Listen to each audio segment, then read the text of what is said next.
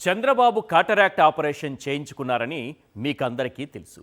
కానీ ఆపరేషన్కు ముందు, ఆపరేషన్ తరువాత ఆయన చూపులో మాత్రం తేడా రాలేదు. అదేంటి అని ఆశ్చర్యపోకండి. ఆయనకు ప్రభుత్వ రంగ సంస్థలన్నా, ప్రభుత్వ రంగ వ్యవస్థలన్నా చిన్న చూపు. అందులో తేడా రాలేదు.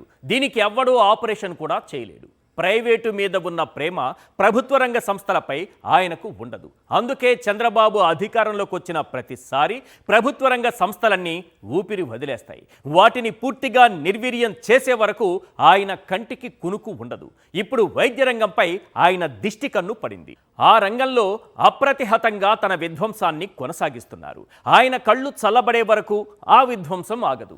కార్పొరేట్ వైద్యం కేవలం ధనవంతులకు మాత్రమే దక్కాలన్నది ఆయన గారి కాన్సెప్ట్. అందుకే ప్రభుత్వాసుపత్రులను నిర్వీర్యం చేసే దిశగా అడుగులేస్తున్నారు.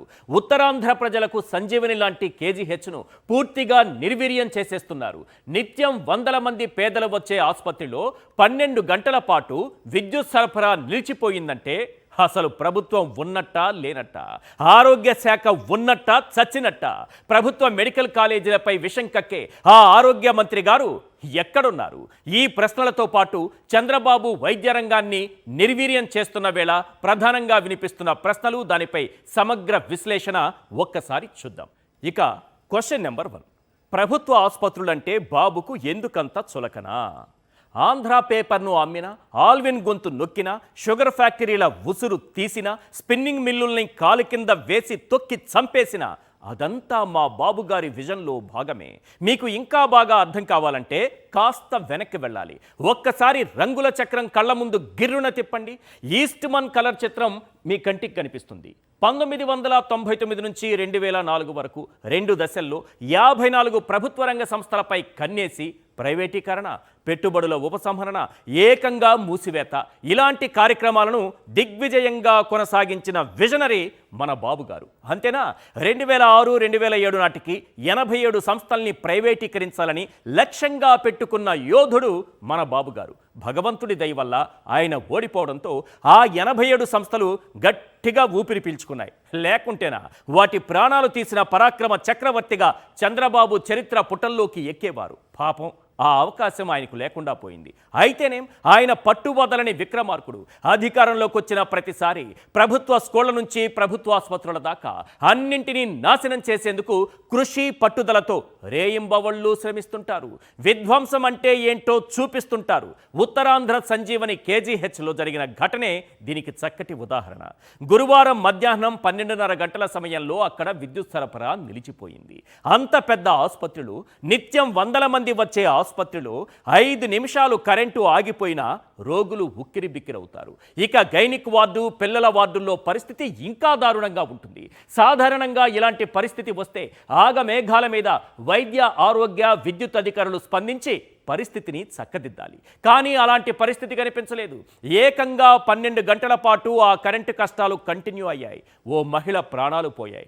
గర్భిణీలు, రోగులు అష్టకష్టాలు పడ్డారు. కొవ్వొత్తులు, సెల్ ఫోన్ వెలుతురులోనే రోగులకు సేవలు అందించాల్సిన పరిస్థితి ఏర్పడింది. అమెరికాను మించిన టెక్నాలజీ మన దగ్గర ఉందని గొప్పలు చెప్పే చంద్రబాబు గారు ప్రభుత్వాసుపత్రులకు సక్రమంగా విద్యుత్ సరఫరా చేయలేకపోతున్నారు. మీ ఊరిలో స్ట్రీట్ లైట్ వెలిగిందో లేదో ఇంటిలో కూర్చుని తెలుసుకునే టెక్నాలజీ తన దగ్గర ఉందని చెప్పిన చంద్రబాబు కేజీహెచ్లో 12:30 గంటల పాటు కరెంటు పోయినా తెలుసుకోలేకపోయారు. ఇంతకన్నా సిగ్గుచేటు మరొకటి ఉంటుందా? ఇప్పుడు చెప్పండ్రా అబ్బాయిలు, చంద్రబాబు నాయుడు గారికి ఈ ఎలివేషన్లు అవసరమా? ఇక క్వశ్చన్ నెంబర్ 2, వైద్య ఆరోగ్య రంగం విధ్వంసమే చంద్రబాబు లక్ష్యమా? ముమ్మాటికి ఇదే నిజం. ప్రైవేటీకరణ పేరుతో వైద్య ఆరోగ్య రంగం విధ్వంసమే చంద్రబాబు ధ్యేయం. పెద్దాసుపత్రుల పునాదులు పెకిలించడమే ఆయన లక్ష్యం. ఈ 18 నెలల పాలనలో జరిగిన విధ్వంసమే దానికి సజీవ సాక్ష్యం. బాబు అధికారంలోకి రాగానే జగన్ తెచ్చిన విలేజ్ క్లినిక్స్ నిర్వీర్యం చేశారు. పిహెచ్సిలు నాశనం చేశారు. పిహెచ్సిల్లో స్పెషలిస్ట్ డాక్టర్లను తొలగించారు. ఫ్యామిలీ డాక్టర్ కాన్సెప్ట్ రద్దు చేశారు.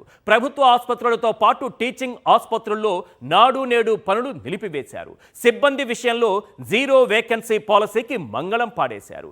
ఆరోగ్యశ్రీ బకాయిలు పెట్టి వైద్య ఆరోగ్య రంగాన్ని సర్వనాశనం చేసేశారు. అలాగే ఆరోగ్య ఆసరా మాయం చేశారు. 108, 104 పరిస్థితిని ఘోరంగా మార్చారు. చివరకు 108, 104 కాంట్రాక్టుల్లో అవినీతి కోసం దాన్ని టీడీపీ నేతకు కట్టబెట్టారు.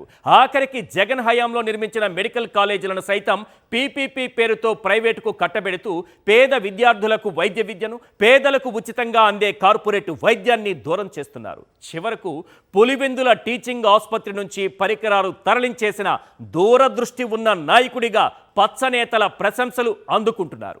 ఇక మూడవ ప్రశ్న, ఉత్తరాంధ్ర సంజీవని కేజీహెచ్కు జగన్ చేసిందేంటి?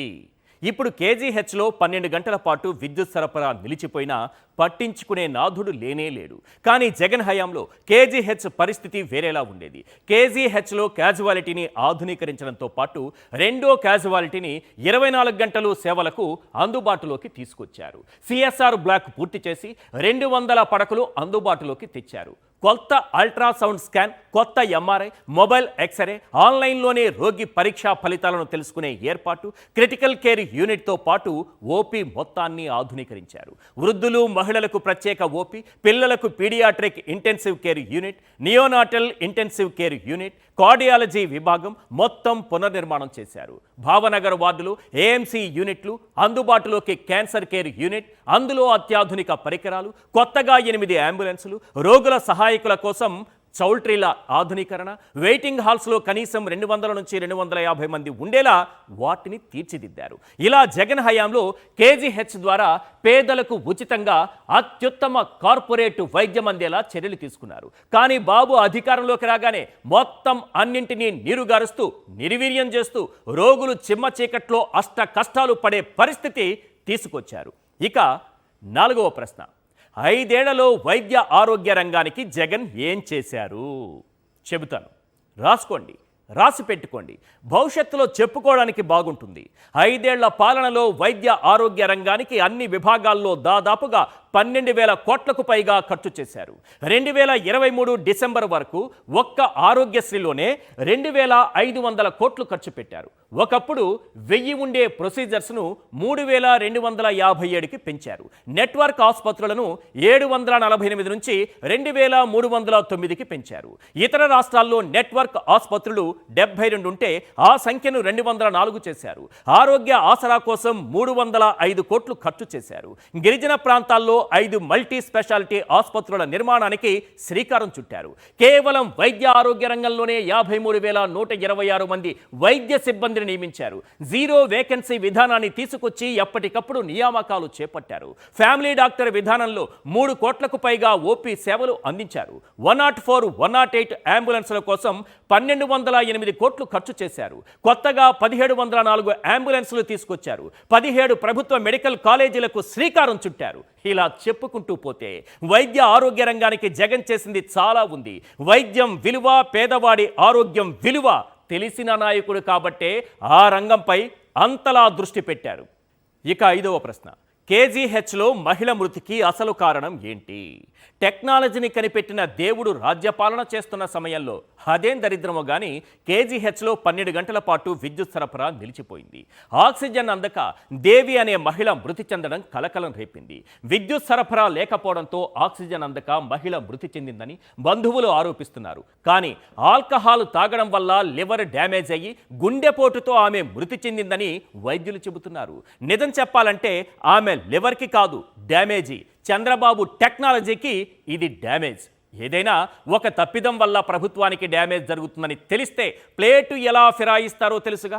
మహిళ మృతి విషయంలోనూ అదే జరిగింది. పోనీ ప్రభుత్వ ఒత్తిళ్లతో వైద్యులు చెప్పేదే నిజమని అనుకుందాం.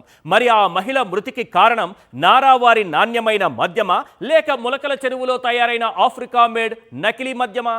దాని ప్రభావంతోనే లివర్ డ్యామేజ్ అయి ఆమె చనిపోయిందా? ఈ విషయాన్ని తేల్చేదెవరు? పళ్ళు రాలగొట్టుకోవడానికి ఏ రాయి అయితేనేం, అయితే ఆక్సిజన్ అందక చనిపోవాలి, లేదంటే నకిలీ మద్యం కారణంగా చనిపోవాలి. ఇందులో ఏది నిజం? దీనికి జవాబు చెప్పేదెవరు? ఆ మహిళ మృతిపై ఆమె బంధువులు ఏమన్నారో ఒక్కసారి మనం విందాం. లంచ్ అవర్లో మధ్యాహ్నం నేను లంచ్ అవర్లో మా ఆయన గారికి ఫోన్ చేశాను. ఫోన్ చేస్తే గలగల మాట్లాడింది. దేవి ఎలాగుంది ఒంట్లోనే అంటే బాగానే ఉంది అక్క, కాకపోతే కరెంట్ లేదు, నాకు ఆక్సిజన్ పెట్టారు కదా, నాకు ఊపిరి అందట్లేదు, ఉక్కరు బిక్కరగా ఉంది అనేసి అన్నది. తనే పాస్కి వెళ్తానని చెప్పింది. నేను అన్నీ వింటున్నాను. తనే వెళ్ళింది, మగాతం తీసుకెళ్ళారు కదా, తనే వెళ్ళింది. తనే వచ్చింది, కూర్చుంది, అంతా బాగానే ఉంది. ఇప్పుడు కరెంట్ కానీ ఉంటే ఆక్సిజన్ ఉంటుంది కదా సార్, కానీ తనకి ఇప్పుడు రివర్స్లో అది పడుకొని ఉంది. రివర్స్లో పడుకుందని దానికి అర్థం ఏంటి సార్? ఇక్కడ కరెంట్ లేదు, ఆక్సిజన్ అందలేదు, తను అందుకే చనిపోయింది. చెప్పండి, అంటే ఆక్సిజన్ అందక కరెంట్ లేకే చనిపోయింది. నేను కరెంట్ లేక, ఎందుకంటే పేషెంట్లు అంతా గిలగిల ఆడిపోతున్నారు. అసలు ఈ సింగారులు లేవు, ఏటి లేవు, చిన్న చిన్న పేపర్తో లాగా ఇసురుకోవడం, దొండరేస్తుంటారు అందరూ ఆ పేషెంట్లు అందరూ. అయినా సరే మరి ఏ చేస్తాం, కరెంట్ లేదు, మరి మా ఆలయం చేస్తానని చెప్పి మేము అనుకున్నాం. ఏమో ఎవరికైనా కంప్లైంట్ ఇవ్వండి అమ్మా, కంప్లైంట్ ఇవ్వకపోతే అవ్వదు. మెయిన్ హాస్పిటల్కి 3 మంది, దగ్గర 40-50 మంది పేషెంట్లు ఉన్నారు. అంతమందికి కూడా గాలి లేదు, వెలుతురు లేదు, గాలి లేదు. ఎలా చనిపోయినా ఈ మరణానికి బాధ్యత మాత్రం ప్రభుత్వానిదే. కేజీహెచ్లో 12.5 గంటల పాటు ఆగిపోయిన కరెంటు మీద ఒట్టు, ఇది నిజం. ఫైనల్గా ఒక్క మాట, చంద్రబాబు అధికారంలోకి వచ్చారంటే అవినీతి అధికారులు హాయిగా తమ విధులు నిర్వహిస్తారు. నిర్లక్ష్యం ఒళ్లంతా నిండిపోయిన అధికారులు హాయిగా గుండెలపై చెయ్యి వేసుకుని నిద్రపోతారు. ఆసుపత్రుల్లో బొద్దింకలు, ఎలుకలు స్వేచ్ఛగా తిరుగుతాయి. ఎంతటి స్వేచ్ఛ అంటే హాస్పిటల్లో పసిపిల్లల్ని ఎలుకలు కొరికి చంపి చంద్రబాబు ప్రభుత్వానికి జై కొడతాయి. అంతటి స్వేచ్ఛ లభిస్తుంది. నాడు ఎలుకలు ప్రాణాలు తీశాయి, కామినేని కామ్గా ఉన్నారు. ఇప్పుడు ఆగిపోయిన కరెంటు ఊపిరి తీసింది. అయినా సత్యకుమార్ సత్యం మాట్లాడరు. ఎందుకంటే వారంతా జగన్పై వ్యక్తిగత దూషణలో బిజీగా ఉన్నారు కాబట్టి. లాస్ట్ బట్ నాట్ లీస్ట్, మనసుకు సోకిన జబ్బును శుభ్రంగా కడిగేసే సబ్బు లేకపోతే ఈ గబ్బు ఎప్పటికీ పోదు. ఇది మాత్రం గన్ షాట్.